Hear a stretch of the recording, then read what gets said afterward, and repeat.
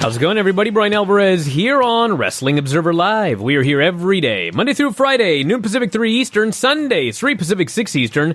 Mike Sempervive not joining us here today, but hey, Jim Valley is joining us on the program here live in studio. All you lucky subscribers to video.f4wonline.com can see, what are you wearing today, Jim? I use this opportunity to showcase all of my wrestling shirts. One day I woke up and I went, wow, I have a lot of wrestling shirts. This is from Stardom American Dream 2019 at the pay-per-view that Fumi Saito and I called in New York over WrestleMania weekend. And that's right, you helped call that show. Yes, we did. Wow. Yeah. There you go. And with Hana Kimura winning the 5-star tournament, and she's been kind of a wrestler of the year underneath the radar. Her being in Stardom and signing full-time, they've seen business rise like 30% off of one person. That's pretty impressive. Well, we got a lot to talk about here today on the show. Obviously, tonight is, well, that weird second NXT on USA show. Once again, the first hour is going to be on the USA Network, the second hour on the WWE Network. And next week, it all changes. We are 1 week away from everything changing. AEW, NXT going head-to-head live.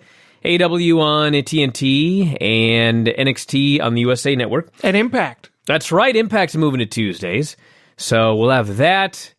And actually, last night was the last Smackdown for 10 days, I guess, because their next show is not until next Friday. And it's a very big show. We've got a lineup here. We can talk about last night's Smackdown as well.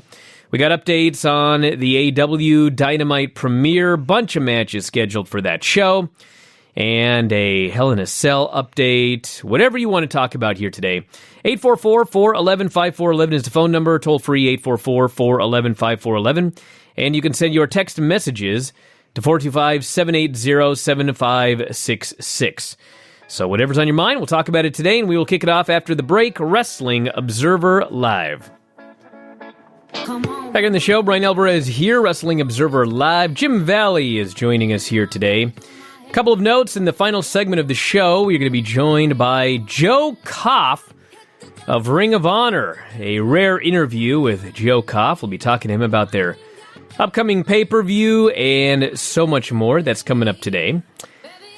Also want to mention, a few days ago I said that we are probably going to get an update on 205 Live very, very soon. And Mike Johnson, PW Insider, reporting 205 Live may be moving to Friday nights starting next week. It would continue to air live following SmackDown. It was noted in the report the series is now in the hands of the NXT creative team. I got so much to say about all of these things. I want to add, by the way, before I get into that someone else texted me and says, according to this on-screen graphic that just popped up on the screen, NXT UK appears to be moving to Thursday. So now your schedule will be Raw Monday, Impact Tuesday, AEW and NXT Wednesday, NXT UK Thursday, SmackDown Friday, 205 Live Friday. Okay? Now, a couple of questions about this 205 Live thing. Why, if the NXT crew is responsible for 205 Live, why isn't 205 Live on Wednesdays? Does this mean that the NXT crew now has to work Wednesday and Friday because you can't just put 205 Live with NXT on Wednesday? Is that what's going on here? I was told also that one of the way that it was explained to people was, we don't want to burn out the NXT crowd by having 205 Live on the same day. Isn't that same thing going to happen on Friday with SmackDown? You know what I'm saying? Plus, they already announced that the 205 Live guys and the NXT guys, there's going to be intermingling. So why wouldn't the shows be on the same day? I'm flabbergasted by this announcement. I don't even know why you need a 205 Live. You don't? Why can't the Cruiserweight Championship just be defended on NXT? Pick a brand. Sure. Any of them. Yeah. I don't know. You could even have that champion wrestle on all of the brands. Sports Entertain on all of the brands. All I know is this. When they've had the occasional 205 Live guy show up for NXT, the place goes crazy. But when you air 205 Live after SmackDown, nobody cares and they go home. I just don't understand why 205 Live is not tied into NXT. It's like the same audience. Like, if you're watching NXT, there's a decent chance you're watching 205 Live, because you're watching everything on the network. Like, it's clear the SmackDown audience is not watching 205 Live for the most part. It's just very confusing to me why they would make this decision. By the way, I want to shout out to the fan who was sitting ringside holding the replica Cruiserweight Championship belt last night on SmackDown. What a dream he has to someday wrestle after the crowd leaves on SmackDown and on pay-per-view pre-shows. You keep that dream alive, my friend. You keep reaching for those stars. Yes. Raw last night, this Monday night, 2.21 million viewers, down 3% from the prior week's show. Even with loading up the third hour with a number one contenders match, Rey Mysterio, AJ, Shinsuke Nakamura, Robert Roode, and Ricochet, and doing a rematch of the Clash of the Champions main event, unable to prevent the usual third hour drop. It fell 13.8% first to third, 2.37 million viewers first hour, 2.21 million viewers second hour, 2.04 million viewers third hour. My guess is this is right around what Raw is going to do during football season. I think if there's a huge game, it could drop more. Some weeks it may drop a little bit less. This seems to be probably where they're going to end up. But wasn't it a terrible game on Monday night, too? Well, the Chicago-Washington game, 10.33 million viewers, which that's about normal. So, I mean, the game may have sucked. That's what I thought. I thought I saw my friends who watch football tweeting that how terrible this game was. Wow. Well, that would not bode well for Raw if the game sucked and this is what they did. I think that's the point I'm trying to say, yeah. Well, we'll see. We've also got a couple of AEW notes. They have rebooked Hangman Page versus Pac for the premiere of AEW Dynamite. So this will be the October 2nd show. They're loading it up. October 2nd has Jericho and two mystery partners versus Omega and the Young Bucks. Nyla Rose and Riho to determine the AEW Women's Champion. Hangman Page versus Pac. MJF versus Brandon Cutler. An appearance by Jon Moxley. And kicking off AEW on TNT, the first ever match, it will be Cody Rhodes versus Sammy Guevara. What do you think of that lineup? I think it's great. Me personally, I think I would choose a different opponent for Cody because he's going for the championship. I would even argue that he's the hottest wrestler right now in AEW, maybe he and Chris Jericho. But, he should come out red hot, and that shouldn't be a thing like Hangman Page at Fight for the Fallen where it's a competitive match. Cody needs to look strong and look hot, and he needs to be spotlighted. Well, you're right, but it's the first match on the AEW TV show. So you know what that means. I think they're going to go out and just try to have a great match. Yeah. So hopefully they have a great match, and it's not 19 minutes and Cody wins. Yeah, they better not do that. It should be bing, bing, bing, bing, bing. But I guess we'll see. Let's go to the phones. You're on the air. What's going on? Hey, what's up, guys? Tim in Miami. Brian, not only did the game suck on Monday, but it only did like 10 million viewers. Those games, when they're good, get 15 million or more, so that is a bad sign. Well, they can do 10 to 14. I just had a quick thought on the NXT thing, and I apologize if people have brought this up before. I've been out of the loop the last week, but we know from the data that a good chunk of the people who watch WWE on television don't have the network. So I'm kind of questioning the wisdom of bringing those people to the TV and halfway through the show being like, oh, if you want to watch the rest of it, you got to tune into the network. I can see that turning a lot of people off, who watched last week but don't have the network. Well, I mean, there's two things. I don't even think this was a WWE decision. This was WWE and USA came to an agreement. Yep. At the last minute. And USA still had commitments for that second hour for the next 2 weeks. So that's why. I mean, they could have just done a 1 hour show on the USA Network both weeks. Mm-hmm. But I think they just figured for 2 weeks, we'll try to drive people to the network. If it's annoying, it's only for 2 weeks. And maybe we'll drive some people to the network that might actually sign up. So if this were every week, like if NXT on USA every week from now till the end of time was the first week on USA and the second hour on the WWE Network, I think that would be a very bad idea. But I think for 2 weeks, it's just what it is. Yeah. I would have done a 1 hour show and then built it up like, starting next week, hey, we're growing to 2 hours, rather than like giving people something and then taking it away halfway through. I guarantee you that angered a lot of people. Well, maybe it did. I mean, I want to thank you very much for the call. I'm sure some people were angered, but I mean, they did virtually the exact same number of viewers as are subscribed to the WWE Network. And, the Raw, I mean, there's clearly more people that watch WWE programming than have the network, but with the viewership of WWE right now, I mean, an average of 2.2 million viewers for Raw, and we got 1.5 million subscribers? I mean, it's really not that far off. It's not like 10%, but I don't know.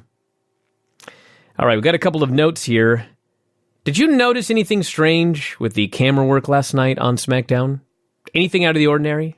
I did, but I think I know where you're going, but I didn't really notice a dramatic difference. I didn't notice anything either, but I've had several people, what's with the camera work last night? It felt like SmackDown was shooting parts of the show at lower frame rates. This person here says, did you notice on SmackDown, whether my eyes were acting up or whatever, didn't it look different? And the way it was being shot and presented felt very cinematic to me. I didn't notice, but apparently other people have been noticing something, so I will try to find out if I can get an update during the break and let everybody know. I thought the show was every SmackDown they've ever done. I liked it. I thought it was a pretty good show. It was fine. I hate to disagree with Dave Meltzer. He's a genius. Chad Gable is fine bell to bell, but before that bell rings, I just don't see it. Well, we can talk about Chad after the break. Back in a moment. Observer Live. Back in the show, Bryan Alvarez here, Wrestling Observer Live. Jim Valley joining us here today. Joe Koff is going to be joining us in the next segment. And I don't have an update on SmackDown yet, but I can tell you a couple things.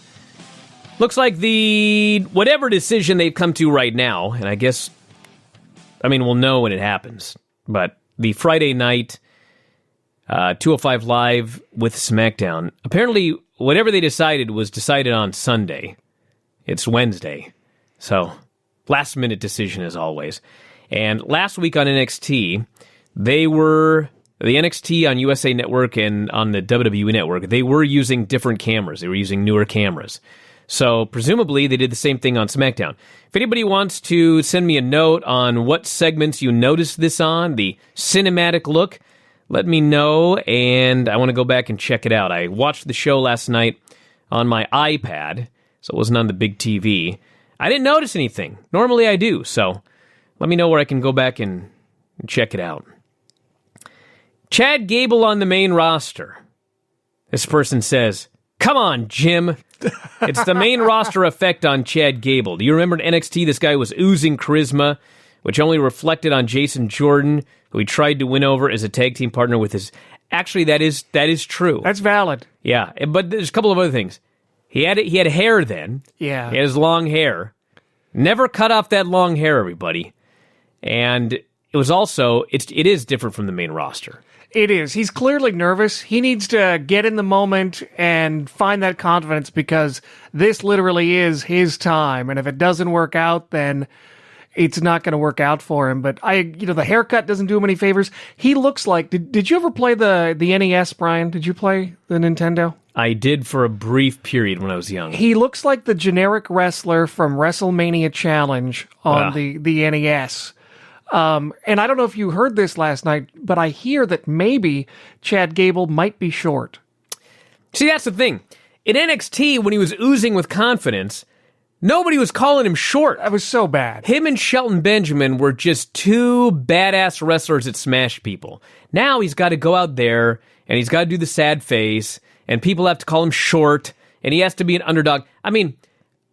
I know what they like to do. Yeah. But this guy is an Olympian. Why is he an underdog? It's not like he's skinny. It's not like he has a physique or he's as short as Marco Stunt. He's a big, strong dude who happens to be somewhat short, who can go out there and destroy people. Like, why is he portrayed as an underdog? You know what I'm saying? Right. Do you think in his life, do you think in Chad Gable's sporting career, he ever felt like that much of an underdog? He was an Olympian. Sekimoto. He's not the tallest guy in the world. No. Were people at Bola? Is she? Yeah. Were they calling him short? No. Honest to God, I think that Chad Gable may be taller than Ishii. You're probably right. Now, granted, New Japan's got like an overall smaller, shorter roster for the most part than WWE, but still, I mean, I don't know. This person here says, I don't get mad at WWE stuff much these days, but finding Ember Moon, Asuka, and Kairi Sane run and chase after Carmella in the worthless 24/7 title made me sad. Just so sad. Well, there's two things. Number one, Asuka and Kairi Sane got a tag team win last night, and were actually given a dominant victory. I was surprised. I thought for sure they were losing. When I saw Mandy Rose handing out the magazines, I was like, oh, they're losing. But they didn't. Surprising. And the other thing is, here's the thing with the 24/7 title. The male roster, as I struggled not to sneeze here on the air, the male roster, I don't know how many people they have, but they have more than enough that there's a dozen guys that they do nothing with that chase around R-Truth, okay? The women's roster is not like that. I mean, how many women do they have that they're actually not using? I mean, there's Liv Morgan, but they're not going to use her because she's getting a makeover. I mean, Sarah Logan, I guess. We haven't seen her for a while. And she was used on Monday. So that's one. Who else? Dana Brooke? That's two. Who else? That's about where it ends. Yeah, pretty close. So if you want to have a bunch of women have to chase Carmella, you're going to have to use people that are not geeks. They went by so fast, though. Honestly, I couldn't. I was like, okay, I think that's Asuka. Is that Kairi Sane? I wasn't. Yeah, Kairi Sane had her periscope as she ran, which is smart. Yeah, she's trying to hide her face. I don't blame her. But I did. It was impossible not to notice Ember because she was at the front of the line. Yeah, she just ran out there, and I thought, man. I mean, I know what you're saying, but there's so many fewer women that you have to put some of the bigger names out there. And Ember Moon is still a young woman. She's still young in her career. This doesn't necessarily signal anything or will necessarily hurt her. This person here says, are they finally writing Shane McMahon off of TV after the ladder match on the Fox premiere? I hope so. Well, that's what it looks like to me. I mean, dude, the guy's almost 50 years old, and he's gotten beat up a lot, and I'm sure he's got... I mean, he can't be feeling like 100% every day. Whenever he's in these matches, he gets very red. Yeah, he's always turning purple and huffing and puffing. That cannot be a good sign. No. I mean, I don't know. I'm not saying that I think that they're getting rid of him for health reasons, but I am saying, has this Shane McMahon thing not run its course? Well, he should go away and then come back so he matters at WrestleMania. Yeah, I guess you could do that. So here's the deal. Smackdown on Fox, we have got Brock Lesnar versus Kofi Kingston for the WWE title. We have got Kevin Owens versus Shane McMahon in a ladder match. I mean, are either of these guys like ladder match competitors? You know what I mean? It's Kevin Owens, it's Shane McMahon. Shane does fall off things a lot, but that's bizarre. So they're going to have a ladder match, and if Kevin Owens wins, his fine is rescinded, and he can go back to work. If Shane wins, Kevin Owens is fined and fired. And if Kevin wins, Shane is fired. If that's not a reason for wrestlers to have a union, I don't know what is. Yeah, I presume that Shane is gone. Yeah, I would think so. And they'll do a bunch, and Shane will get to do all of his stunt bumps, and he'll probably gain sympathy, and they'll, put him out on a stretcher, and it'll be a big deal. And it'll be a huge spot fest for all the casual fans watching. I just like that radio moment, Jim. Done it many times. I didn't sell it at all. And also on that show, we have got, set up last night, Sasha and Bayley versus Becky and Charlotte. So, this is a big card. These are some big matches on that Fox debut. I think the first night's going to do very, very well. But we'll see how it does down the road. I'm also curious what tonight on NXT sets up for October 2nd. They've got to have a big show tonight and lots of teases for some star power and some exciting matches and some big things to happen if they want to have any hope of having any sort of impact on AEW. Well, let's see. What do we have for that night? We have if I recall correctly, we've got Candice LeRae, Shayna Baszler for the title, right? Yeah. And we've got Adam Cole, Matt Riddle for the title. Yep. I think that's been announced. And we've got Undisputed Era and the Street Profits, maybe in a cage for the title. So it's going to be a big night of wrestling. It's going to be a big week. It's going to be a big life. That's what it's going to be. This person here says, it broke my heart to see Kairi and Asuka pursuing Carmella for the 24/7 title last night. Dude, then they went on and won a tag team match. I know, but they've been used so infrequently. They have been used infrequently. But I mean, it's not like that's all they did on the show. You know what I mean? If that's all they did on the show, I would have been very disappointed as well. But then they came out and they beat Fire and Desire. That was a pretty big win. Did anybody else think that they were going to win that match? I didn't. Jim didn't. Some people lobby for their favorites. Oh, so-and-so doesn't get used well enough, and maybe that person isn't talented enough, or maybe they did something backstage, or a plethora of reasons in WWE. But seriously, Kairi Sane and Asuka, they can do comedy, they can do serious wrestling, they can have great matches, they can do skits, they can really do the whole gamut of wrestling to Vince McMahon's idea of sports entertainment. I'm still puzzled as to why they're not getting utilized more. This person said, last night they did another one of those classic SmackDown cliffhangers at 9:58 on the dot. So much so that I seriously thought Becky Lynch was going to get attacked by some mystery figure since there was ironically a forklift near her backstage. Will they be doing the same when they go to Fox? I presume so. I mean, I don't mind the cliffhanger stuff because I think people are interested in the cliffhanger stuff. Yeah. But here's my problem with the ending of last night's show. Shane McMahon versus Kevin Owens in a career match being announced with all of those huge stipulations. They rushed away from that to do a Becky interview where Sasha beat her up. How many career matches has Kevin Owens had lately? Well, he's had a lot lately. Like 3? Did he have one in NXT? And then has he lost? Someone's going to have to let me know, has a better memory than I do, but I think both he and Shane have had a number of career matches with a few different opponents. I remember that Kevin Owens quit Raw and then just came back. Kevin Owens and Sami Zayn lost a career match and they came back. And didn't they have one on NXT too? And they might have had... Yeah, somebody will remind me. They may have had something there as well. But yes, Kevin Owens has had a lot of career matches. Yeah. And they're trying to sell us on one more. But they hammered it hard last night and then just rushed away for that Becky thing. I didn't like that. Okay, there's one more thing I wanted to ask you before we go to break. Yes. Daniel Bryan, is this a swerve? You know, I figured it was a swerve. But then when I watched that match last night, I was like, if this is a swerve, it's like well beyond nonsensical. So... we'll find out. Back in a moment with Joe Koff, Wrestling Observer Live. Back in the show, Bryan Alvarez here, Wrestling Observer Live. Jim Valley joining us here today, and also very happy to be joined by ROH COO Joe Cough here today. We got a lot to talk about. Joe, how you doing? I'm fabulous. Thank you, Brian, and thank you for having me this afternoon.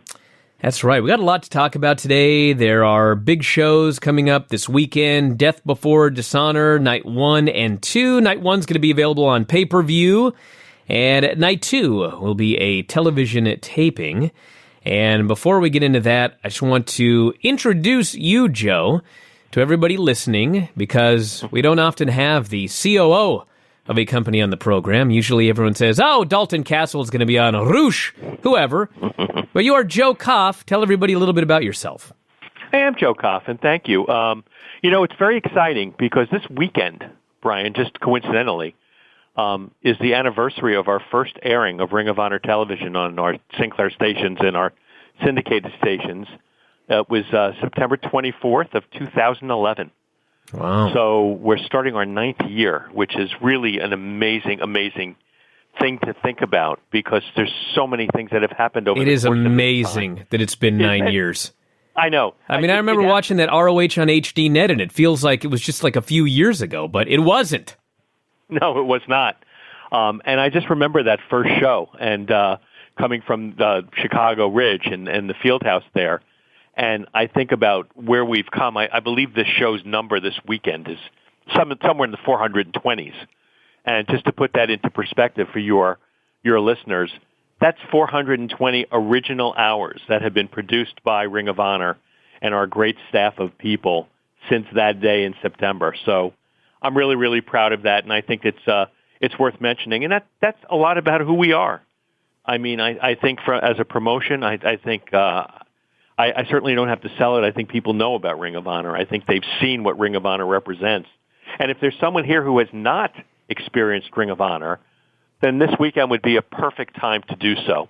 And you don't have to even order the pay-per-view.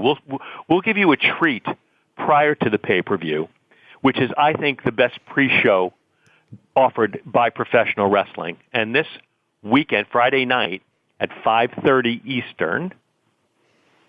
No, 5:30. Excuse me, Brian. I'm in my time zones now. 5:30 Pacific. I prefer Pacific here on this program. Yeah, I think that would be right.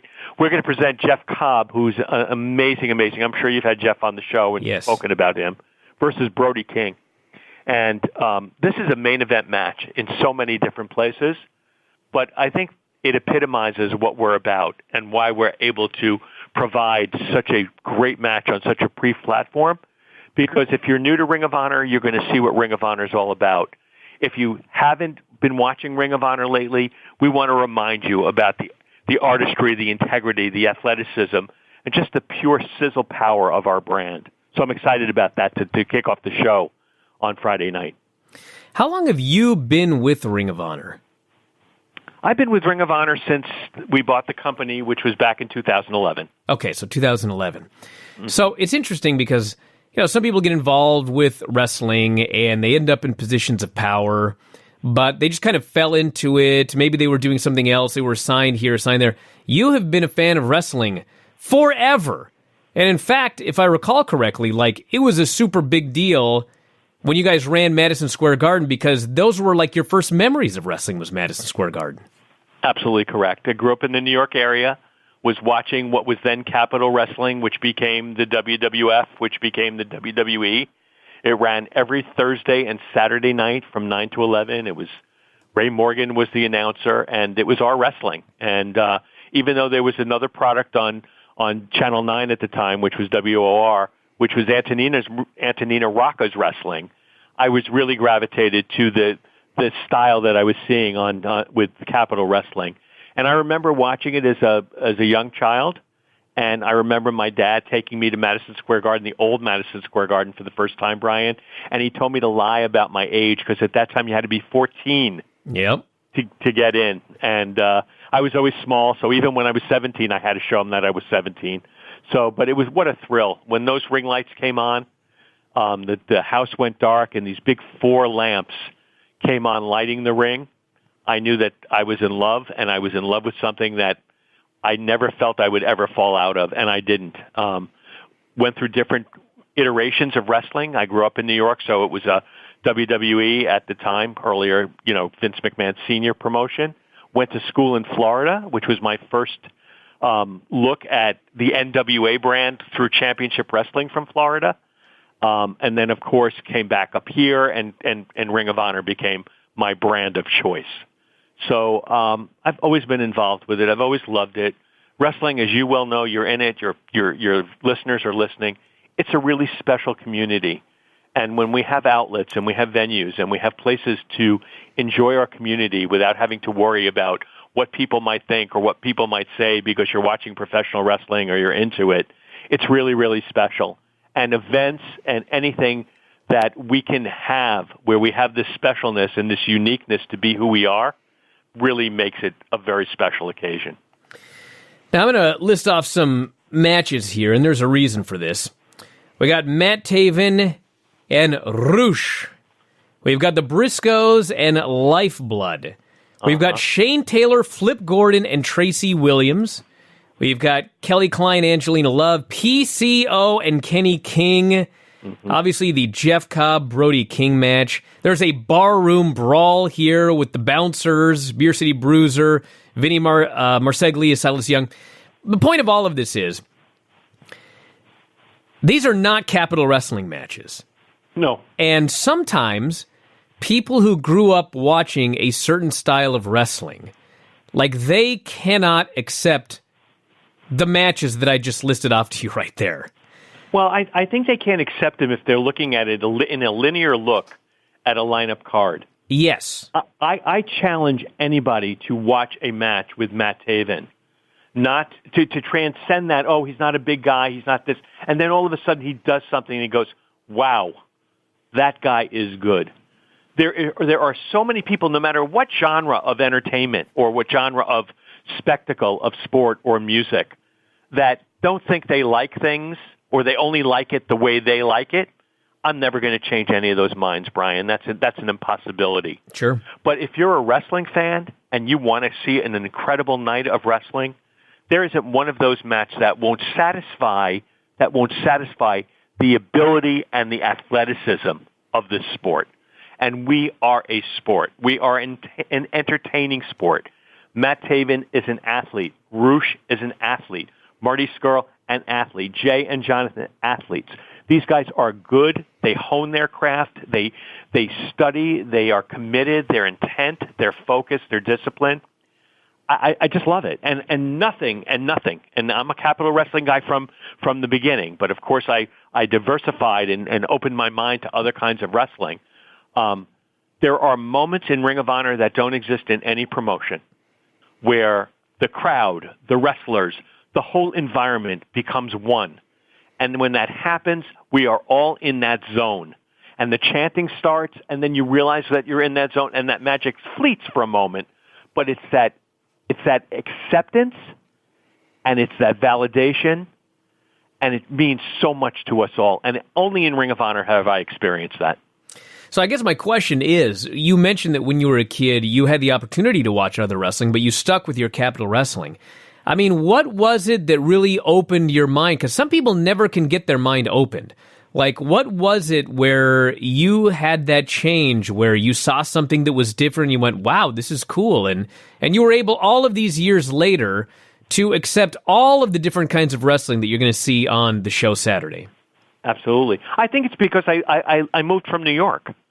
I mean, had I stayed in the 5 boroughs or stayed in the New York metropolitan area or anywhere on the East Coast where the WWE had its stronghold, it's really only in the last, really, I'm trying to think when we did Battle of the Belts, because that's when Vince McMahon was trying to consolidate the industry. So that's the mid-'80s.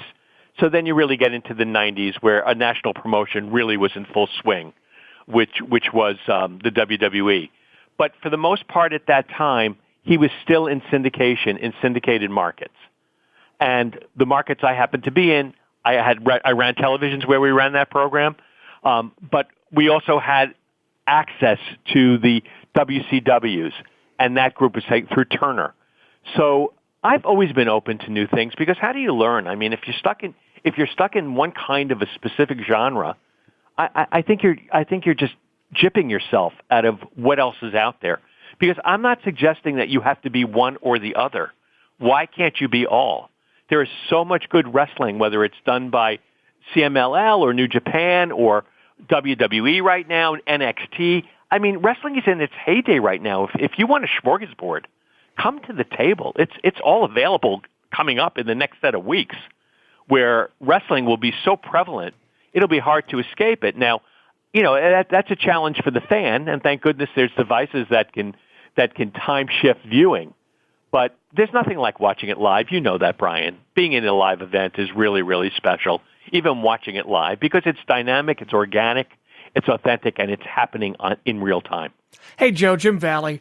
You just mentioned what a competitive marketplace it is right now, and how great matches are everywhere. And I agree with you. I think it takes more than great matches these days to stand out, where that was kind of what Ring of Honor built its foundation on in the very beginning, and since you've been around.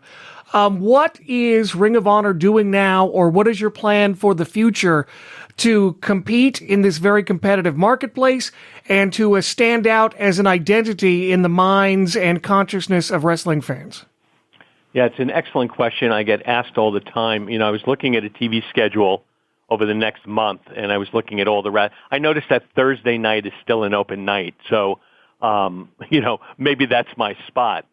But, Jim, in truthfulness is that we've been very disciplined as a company, certainly since I've been running it. And we do things when it's right to do those things. I think what's happened right now because of the competitive aspect of what's going on, and by the way, when you watch NXT and you watch All Elite, you're seeing Ring of Honor. You're seeing a lot of Ring of Honor. Not necessarily the Ring of Honor style, not necessarily the Ring of Honor, culture. But you're seeing performance, and those performers are performing for me today. Not those guys, but the future of those guys, perhaps. We're able to keep a lot of our talent now because we provide an incredible easel and canvas for our wrestlers to work with. So, of course, we're going to be looking at expanding, but we do it on our timing, and we use a lot of our platforms. And, one of the great things about being part of the Sinclair Broadcast Group is the amount of distribution and platforms that we have available and that are coming online either through acquisition or through development as we speak. So I think you're going to see a lot of Ring of Honor in different forms. I just don't have that timetable yet. By the way, I do want to congratulate you, Joe, on signing Session Moth Martina. I think she's a brilliant character. Thank you. We're really excited about her. And it's still very satisfying and gratifying to me to know that there are wrestlers and talent like that still understand what it means to be in Ring of Honor. And for us to be able to develop that talent and expose it nationally, certainly in the United States, is really, really a great thrill for us.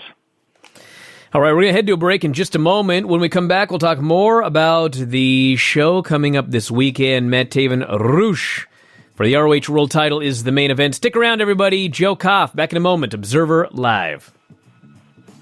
Back on the show, Bryan Alvarez here, Jim Valley.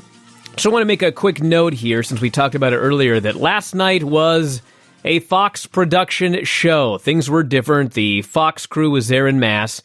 And so basically, if you like the production of last night's Smackdown, that is what you're going to see Friday nights on Fox. And we got Joe Koff here. We got two big shows coming up this weekend.